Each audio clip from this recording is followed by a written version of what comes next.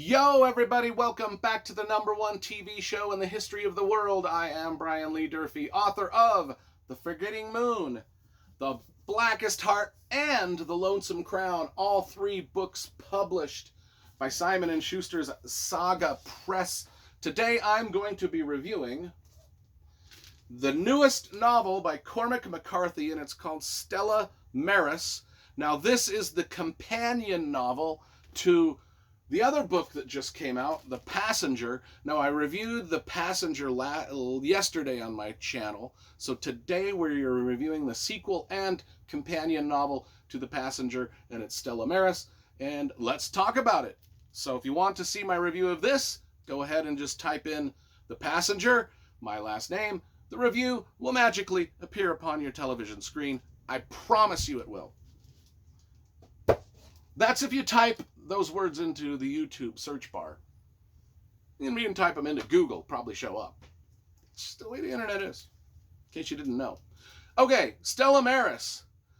Like I said, companion piece to this now. This book, The Passenger here, was about a character named Bobby Western. Took place in 1980 in Mississippi. Now this book is about Alicia Western, his sister. Takes place in 1972 in Wisconsin, and the both books go hand in hand. It's a mystery. I'm not going to divulge the mystery that happens or why they're connected or the weirdness that connects them. But Alicia Western, the sister to Bobby Western, is a University of Chicago doctoral candidate in mathematics. A very, very bright person. Very bright person, but she checks herself into a mental institution. And with her, she's got a bag full of $40,000 in cash. And that's the setup of the book. We find that out in the prologue. This book is told in a unique way. It's told entirely through the transcripts of her conversations that she has with her therapist. So it's all dialogue. It's all just the therapist says this, she says this, and we just get to read her therapy sessions from start to finish, and we get to find out all about her life through those therapy session conversations. So this book is told entirely through dialogue. There's not one single descriptive scene in it. We don't know what the hospital looks like. We don't know the colors of the walls. When she's telling stories, the only descriptions we get of place and time are what she gives us in these therapy sessions. Interesting way to tell a story, I'll be honest. Now she's diagnosed with paranoid schizophrenia, which means she's got a lot of voices in her head, and we get to hear her discuss those voices and things like that. Now, I did work, for those of you that follow my channel, I've worked in law enforcement for a long time, and I did spend 6 years working in a mental health unit at a state prison. So I know what it's like to talk and interact with mental ill people.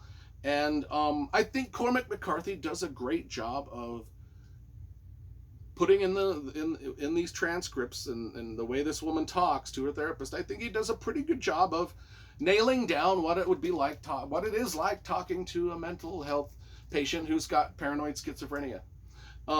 They're very aware of their mental illness, and Stella and Alicia is aware of her mental illness. She knows that she's mentally ill. She knows that these voices probably aren't real, but she can't escape them. I mean, it's typical. It's typical. I mean, mental ill people, 99.9% of the time, they know something ain't right, and they kind of know exactly what ain't right, and there's nothing they can do about it, which is frustrating, and the frustration shows through in her words.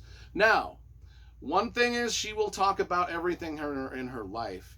She will talk about her grandma and how her grandma was afraid of her even at 7 years old. Even at 7 years old, Alicia was terrorizing. I mean, she was showing signs of mental illness then, and her grandma was frightened to death of it. This talks about, the one thing that she won't talk about, the one thing that Alicia won't talk about, is her brother Bobby. Because, and no spoilers here, but there's a connection between Bobby, the main character in this book, The Passenger, and Alicia, the main character in this book, that can't be discussed in a video without ruining things. And that's all I'll say about that. So she recalls her childhood. She talks a lot. She talks a lot to her therapist about the nature of her own madness, about physics and philosophy and mathematics, which, you know, just because someone's mentally ill doesn't know that they can't do complex physics or algebra or geometry.